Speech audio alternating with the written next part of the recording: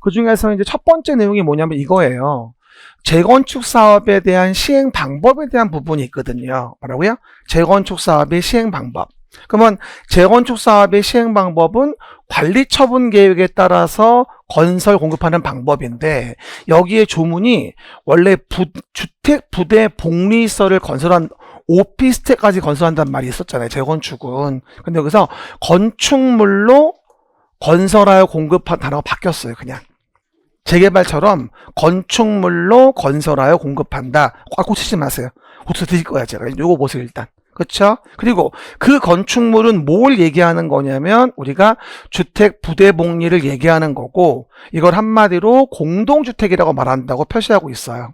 그래서 건축물로 관리처분계획 만들어가지고 공급하는데, 그 건축물의 의미는 주택 부대복리를 얘기하는 거고, 주택 부대복리는 한마디로 공동주택이라고 한다고 법에서 언급이 되어 있습니다. 그리고 나서 원래 재건축은 재건축의 수익성을 제고하기 위해서 이제 주택 부대복리 말고도 오피스텔로도 공급할 수 있는 특례가 있었잖아요. 그게 작년 문제였었고, 근데 이제는 오피스텔을 한정하지 않고 뭐라고? 이런 공동주택을 제외한 건축물 특례로 바뀌었어요. 그러니까 오피스텔 특례가 아니라 이런 공동주택이 아닌 오피스텔만이 아니라 더 넓게, 그렇죠? 나머지 건축물을 할 수 있게 바뀌어가지고 내용은 그대로 준주거 상업지역 전체 연면적 30% 이하 이건 그대로인데, 오피스텔 특례가 아니라 이제 공동주택을 제외한 특례. 좀 넓어진 겁니다. 요번에 요 시행령 개정도 재건축에 대한 부분의 독려를 위해서 또 바뀐 걸로 보여집니다. 저번에 12월 3일날 바뀐 거는 뭐였어요? 재건축 안전진단 등등의 시기에 대한 부분을 규제하는 걸 없애려고 했던 거고, 요번 것도 뭐가 되죠? 재건축에 대한 수익성을 높이기 위해서 공동주택이 아닌, 즉 주택 부대복리라고 하는 건축물이 아닌 것에 특례를 함으로 인해서 특례의 범위를 넓혀준 거예요. 오피스텔에 한정하지 않고요. 그러다 보니까 이 부분을 우리가 고치려고 한다면 그림책에서 몇 페이지? 99페이지 펴보시면요. 99페이지에서 재건축 사업에 대한 부분의 특례 부분 나와 있어가지고 가운데 이렇게 재건축돼 있고 오피스텔 특례, 관리처분계획 나와 있죠. 이해가셨죠? 이 부분을 살짝 좀 고쳐야 될 것 같아요. 이 부분 제가 좀 확대해서 고쳐줄게요. 그래서 어떻게 하시면 되냐면요. 그림책에 대한 부분에 대해서 여기를 봐요. 여기를 오피스텔과 관련된 부분에 대한 거를 일단은 요걸 좀 삭제하고요. 오피스텔 관련된 요거 삭제하시고, 재건축 진단이라고 바꿔야 되겠죠? 재건축 안전진단이 아니라 재건축 진단. 그리고 여기 나와 있는 뭐를 주택하고 부대 복리라고 하는 부분을 뭘로? 이걸 이제 건축물이라는 걸로 요게 관리 처분에 대한 단어가 바뀌었다. 근데 그 건축물의 의미는 뭘 얘기한다? 공동주택을 의미한다. 같은 소리예요.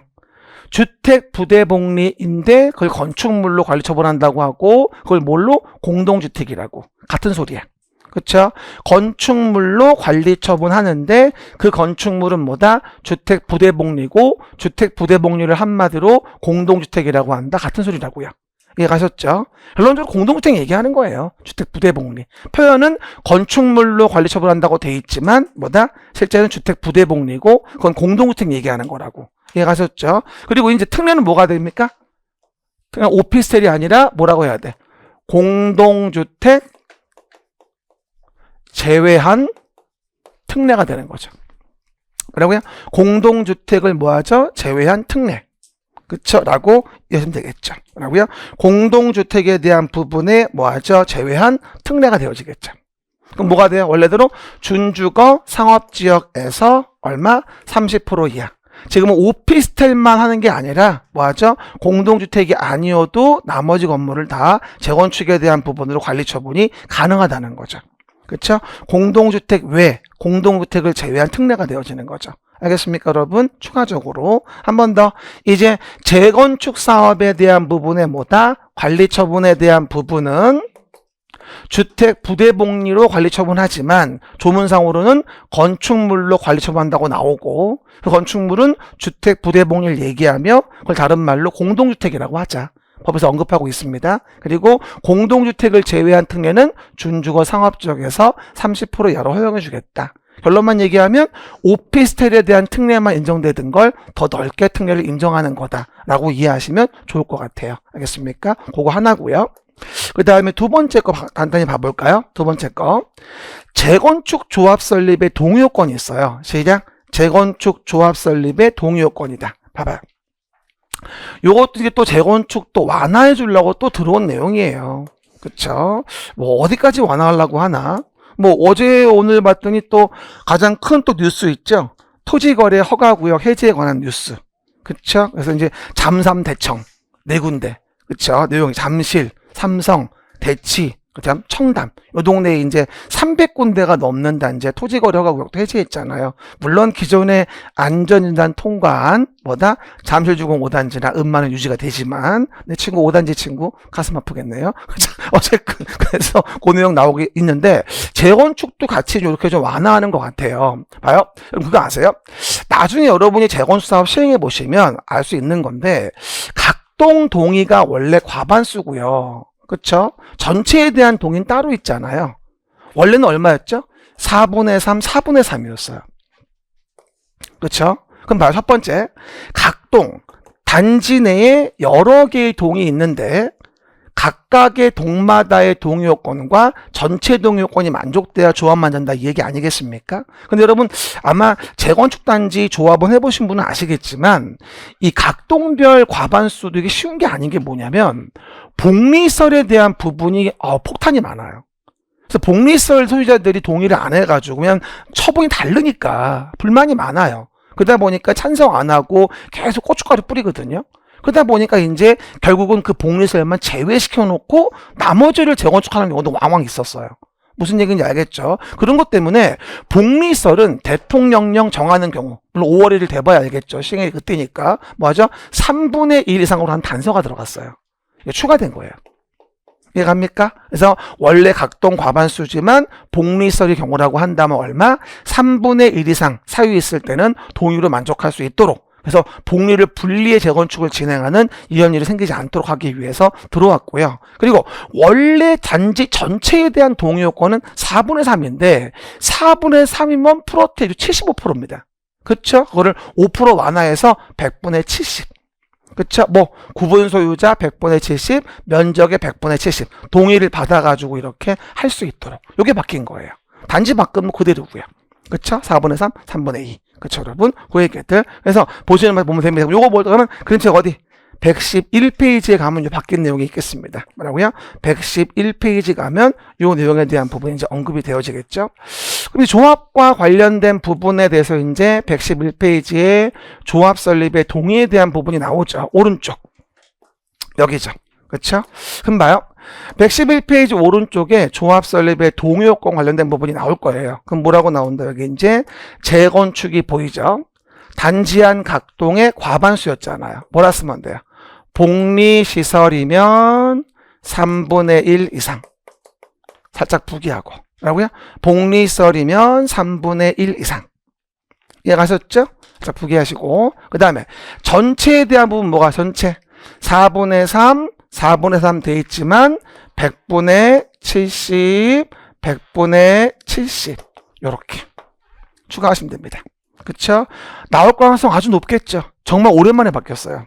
그죠? 재건축 단지 안에 내용에 대한 각동과 전체 동에 대한 부분에 동의에 대한 부분에 대한 게 또 완화됐다. 어쨌건 요즘에 계속 포인트는 뭐다? 완화시키고 있구나 라는 겁니다. 여러 가지 면에서 했습니다. 그래서 요즘에 뭐 금리에 대한 부분도 떨어지고 있긴 합니다만 또 금리 또 대출 규제가 많아가지고 사실은 또 여러 가지 해제한다고 또 활성화될지는 모르겠습니다. 그렇죠? 이것저것 해제하면 뭐합니까? 대출 규제 때문에 대출 받을 수가 없는데. 그렇죠? 그런 좀 문제점이 있긴 하긴 하지만 어쨌든 이 부분 맡겼고요. 그리고 한 가지만 더. 그리고 관리 처분할 때 사업이 지연되는 걸 막기 위해서 관리 처분 계획 수립을 위한 통지 공고에 대한 내용이 바뀌었습니다. 그림책은 126페이지인데요. 우리 기억나시죠? 사업 시행 계획이 인가가 되고 나면 며칠 내에 우리가 토지 등 소유자에게 통지하고 일간신문에 공고했었죠? 그치, 120일, 기억나네요? 120일이었어요. 그거를 원칙적으로 90일로 땡겼어요. 지연되지 않게 하기 위해서. 그리고 뭐가 된다? 1회 한정에 30일을 연장하게 해서 상황 따라 연장하면 120일까지 가능하겠지만 원칙은 120일 하지 말고 90일로 하자. 어쨌든 땡겨줘야지 되니까. 그래야 돈이 쓰이지 않겠죠. 낭비되지 않겠죠. 알겠습니까? 그럼 그 내용과 관련된 거 살짝 고쳐보면 그림책은 126페이지 펴보시면 되겠죠. 126페이지. 그러면 관리처분 계획과 관련된 부분에 대한 것이 이제 언급이 되어져 있을 겁니다. 그럼 여기서 우리가 일단 두 군데 고쳐야 되는데 요 위쪽에 대한 부분에 대해서 나온 그래프 나온 부분에서 이 부분을 일단 120일을 90일로 고치고 1회 30일 이렇게 그렇죠? 연장할 수 있죠. 고치면 되겠죠? 그렇죠. 90일 1회 30일 그렇죠? 그다음 밑에 보면 마찬가지 여기도 120일 지우고 뭐하죠? 90일 1회 30일 연장할 수 있겠죠. 그렇죠? 이렇게 해가지고 내용을 좀 고쳐놓으세요. 그렇죠? 1회 30일 내용에서 범위에서 연장할 수 있다. 됐습니까? 어쨌든 총 기간은 120일인데 기본은 90일로 가자 이 얘기예요. 땡겨줘야지 비용이 세이브 되니까. 이해가셨습니까? 그래서 우리가 요 세 가지 중심으로 나머지도 몇 개 더 있는데 우리 시험하고는 좀 관계없는 것 같아요. 어떤 분이 이런 말 합니다. 선생님 정비법 되게 많이 바뀌었다는데 이거 어떻게 하면 좋을까요? 다 봐야 되나요? 그러지 마시고 하라는 것만 하세요.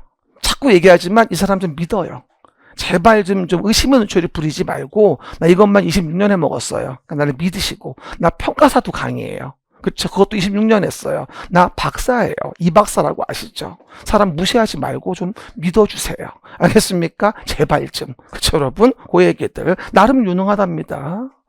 문제는 재수가 없는 게 문제인데. 내가 원래 이런 말 못했거든요. 근데 이제 자기 PR 안 하면 사람들이 몰라요. 알려줘야 알지. 여러분 믿으라고 하는 소리지 내가 자랑하려고 하는 건 절대로 아니에요. 자랑할 인생도 아니고요. 그렇죠? 어쨌건 그럼 내용에서 보시는 바와 같이 우리가 정비법에서 요번에 1월 30일 개정돼서 5월 1일에 시행되어지는 주요 라인 세 가지 말씀을 드려봤습니다. 그렇죠? 그 정도. 이거 다시 잘라가지고 제가 유튜브에 소추를 올릴 거니까 다시 보려면 보시면 됩니다. 그렇죠? 그러면 이제 오늘 진도로 갑시다.